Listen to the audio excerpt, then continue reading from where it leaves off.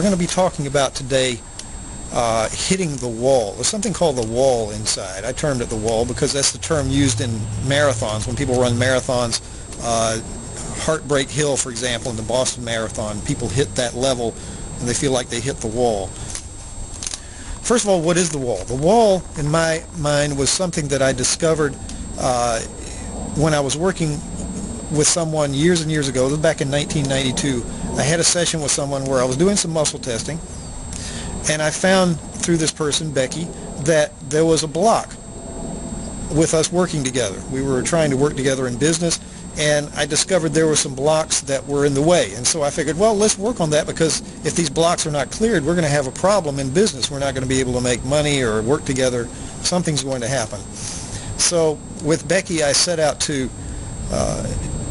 find out the cause of those blocks, to ease those blocks or erase them. Back then, as a chiropractor, I was working with people and I was discovering blocks, but I didn't know how to get to the essence of what those blocks were about. And I thought, well, just releasing blocks was good enough.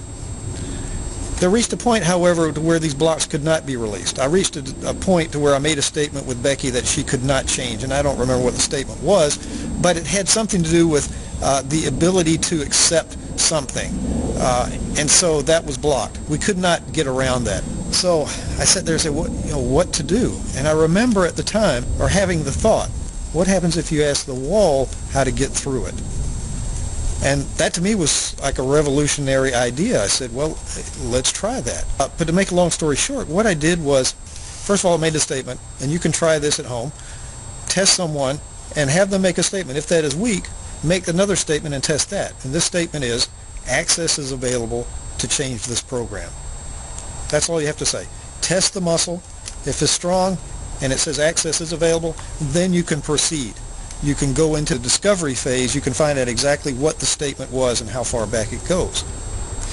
If you make the statement, access is available to change this program, yes, then the next question you ask is, I allow, in this case it was Becky, I allow Becky access to change this program. If that is strong, then you have access. Then access is not blocked. You can proceed and you can clear whatever that is with the underlying decision.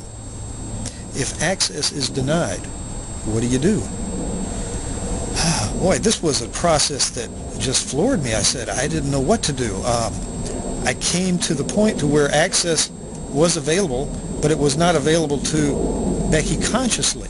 And so what I did was I began to talk to the body. I began to muscle test and ask the body different questions. And I won't go into those questions here, but suffice it to say that the questions had to do with certain things, certain decisions that came about in her past that had led to this closed loop, this closing off of this decision not to allow access. Because anytime the subconscious does not allow access to the conscious, there's something that had to do as an inner child, as a child, for an adult. And obviously when you become an adult, then you're one of the so-called enemy. In other words, a child will no longer talk to you.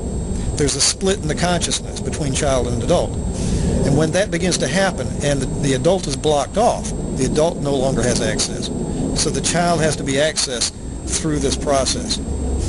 And it simply involves, and I'll tell you how it goes, sit quietly in a chair and ask the question, who has access?